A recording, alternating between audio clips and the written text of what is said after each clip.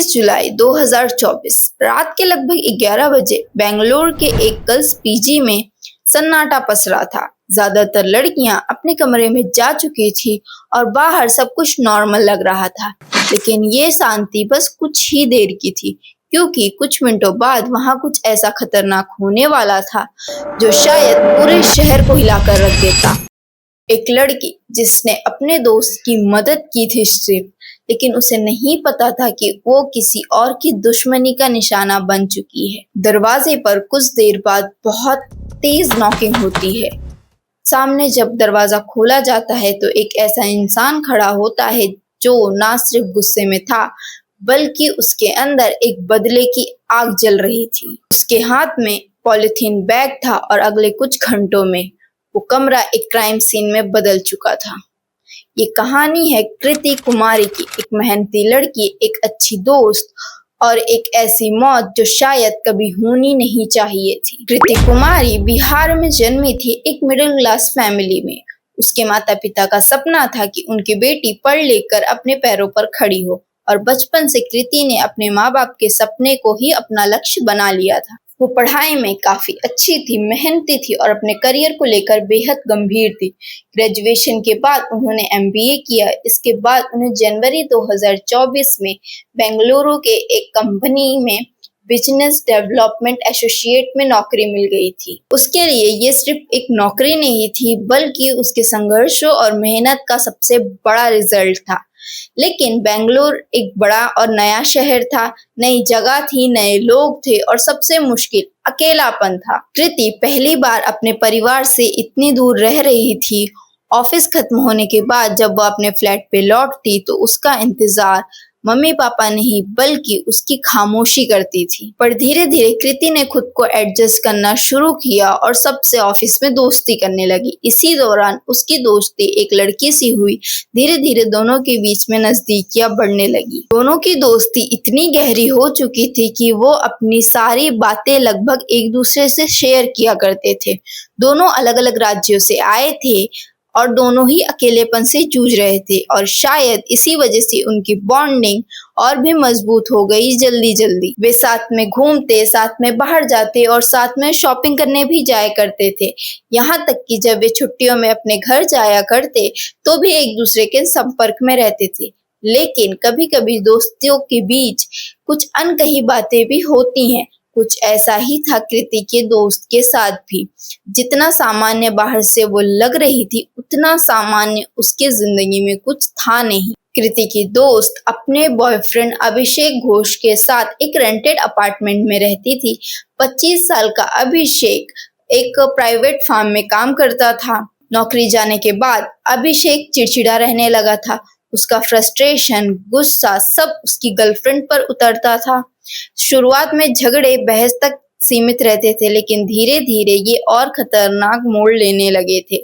वो उसे गाली देता, उसे धमकाता, उसे मारता और उससे झगड़े करता। और सबसे हैरान करने वाली बात ये थी कि जिस लड़की के खर्चे पर वह रह रहा था, जिस लड़की ने नौकरी जाने के बाद उसका सारा साथ दिया था, उसी लड़की को वह बुरा भला कहता था। उसके साथ उसकी गर्लफ्रेंड नौकरी के बारे में उससे कुछ पूछ ले या उसे कुछ बताए तो उसे ऐसा लगता था कि उसका मजाक उड़ाया जा रहा है।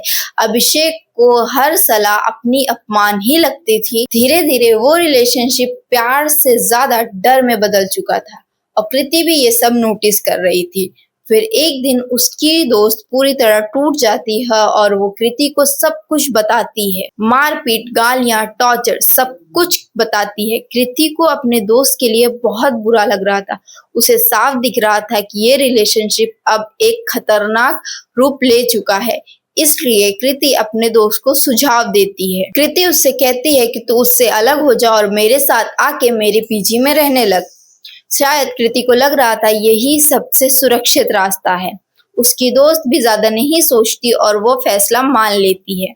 वो अभिषेक का घर छोड़कर कोरमंगला पीजी में आकर रहने लग जाती है कृति के साथ। उस पल दोनों को लगा शायद अब सब कुछ ठीक हो जाएगा, लेकिन उन्हें नहीं पता था कि असली खतरा तो अब शुरू होने वाला है। पर अभिषेक इस ब्रेकअप को स्वीकार नहीं कर पा रहा था। वो इस रिश्ते को खत्म नहीं मान पा रहा था, क्योंकि उसके लिए ये रिश्ता खत्म होना उसके अहंकार पर एक चोट के समान था।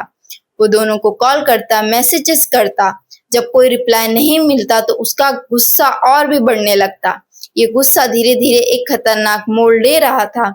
ये गुस्सा तब और भड़क गया जब दोनों ने उसे ब्लॉक कर दिया। अब उसकी जिंदगी सिर्फ दो लोगों के इर्द गिर्द घूमती थी। पहले उसकी एक्स गर्लफ्रेंड और दूसरी कृति।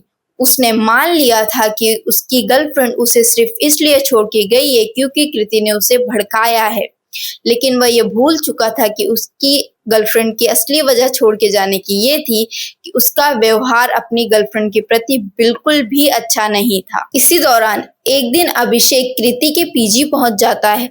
वहां काफी हंगामा करता है, गालियां देता है और धमकियां देता है।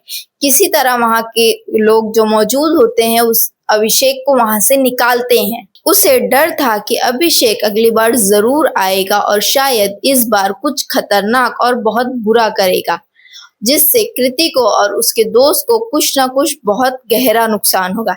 इसीलिए कृति और उसके दोस्त ने ये सोच लिया था कि हम दोनों पीजी चेंज कर देंगे और कहीं ऐसी जगह जाकर रहेंगे जहाँ पे अभिषेक को भनक भी ना हो कि हम यहाँ रह रहे हैं। लेकिन शायद बहुत ज्यादा देर हो चुकी थी इस डिसीजन को लेने में। 23 जुलाई 2024 रात के लगभग 11 बज रहे थे, तब पूरा पीजी शांत था। कृति भी दिन भर की थकान से अपने कमरे में आराम करने की कोशिश कर रही थी। तभी दरवाजे की घंटी बजती है तो कृति सोचती है इस वक्त अचानक कौन आ गया है। फिर भी वो उठ के जाती है, दरवाजा खोलती है। जब वो दरवाजा खोलती है तो सामने अभिषेक को खड़ा पाती। उसके हाथ में एक पॉलीथीन बैग थी। लेकिन सबसे बड़ा सवाल ये था कि इतनी टाइट सिक्योरिटी, बायोमेट्रिक सिस्टम, फिर भी अभिषेक अंदर कैसे आ गया। इतना ज्यादा सोचने का समय नहीं था कृति के पास, और अभिषेक को देखकर ही लग रहा था कि वो कोई बात करने नहीं आया है और ना ही किसी मसले को हल करने आया, बल्कि वो यहाँ पर कुछ खतरनाक ही करने आया है।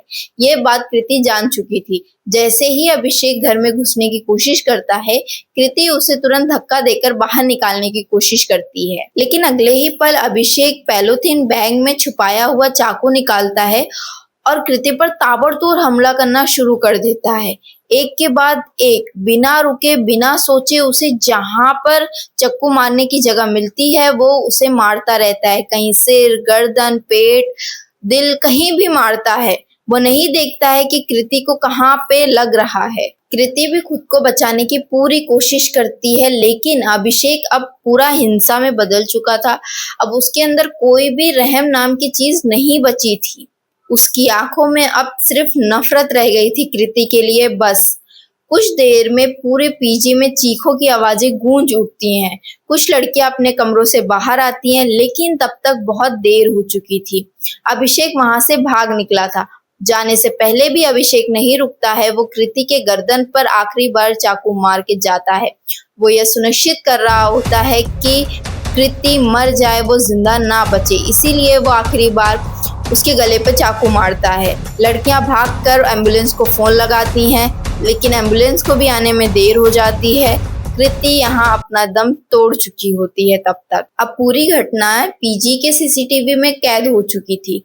इसीलिए पुलिस को भी ये पक्का था कि अब अभिषेक जल्द ही पकड़ा जाएगा, क्योंकि उसका चेहरा साफ दिखाई दे रहा था। यहाँ कातिल को ढूंढने की जरूरत नहीं थी, कातिल सीसीटीवी में बराबर दिखाई दे रहा था। लेकिन इस केस ने बहुत बड़ा सवाल खड़ा कर दिया कि इतनी सिक्योरिटी होने के बावजूद भी अभिषेक अंदर आया कैसे।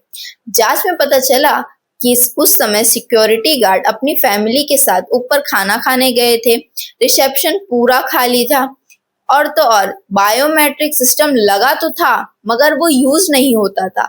स्टाफ की लापरवाही के कारण बायोमेट्रिक सिस्टम काफी दिनों से बंद चल रहा था। इसका अर्थ ये निकलता है कि लड़कियां जिस सिस्टम पर भरोसा कर रही थी, जिस पूरी सिक्योरिटी पर भरोसा कर रही थी, वो सिर्फ उनके लिए एक धोखा था। बस इसी वजह से पीजी के मालिकों पर भी पुलिस ने बहुत गहरी कार्रवाई की, उन पर भी केस दर्ज हुए। इधर अभिषेक के बारे में पुलिस पता लगा रही थी तो पता चला कि अभिषेक मध्य प्रदेश का रहने वाला है। तो पुलिस को पूरा शक था कि मध्य प्रदेश अभिषेक जरूर जाएगा, इसीलिए पुलिस ने मध्य प्रदेश पुलिस को भी अलर्ट कर दिया था। फिर 3 दिन बाद घटना के 26 जुलाई 2024 को अभिषेक को गिरफ्तार कर लिया जाता है मध्य प्रदेश के बस स्टैंड से। घटना को अंजाम देने के बाद अभिषेक अपना फोन बंद कर चुका था। उसे लग रहा था शायद फोन बंद करने के बाद वह सुरक्षित है, लेकिन कानून से वह कितनी देर तक बच के जा सकता था। उसे गिरफ्तार करने के बाद पुलिस उसे बेंगलोर लाती है और आगे की पूछताछ उससे जारी रखती है। आशा यही लगाई जा रही है कि अभिषेक को कड़ी से कड़ी सजा हो। कृति की कहानी सिर्फ एक मर्डर केस नहीं है, ये उस लड़की की कहानी है जो अपने से पहले दूसरों के बारे में सोचती थी। वो सिर्फ चाहती थी कि उसकी दोस्त एक जहरीले रिश्ते से बाहर आ जाए, लेकिन कभी कभी गलत इंसान का गुस्सा इतना भयंकर रूप ले लेता है कि वो सही इंसान को मार देता है अपने ईगो के चक्कर में। सबसे दुखद बात ये है कि कृति ने सिर्फ अपने दोस्त की मदद की थी। कृति का कोई निजी दुश्मन भी नहीं था। आज भी लोगों के मन में ये सवाल है कि अगर सिक्योरिटी ठीक होती, अगर बायोमेट्रिक सिस्टम ऑन होता या कोई उस टाइम अलर्ट होता तो कृति की जान बच सकती थी।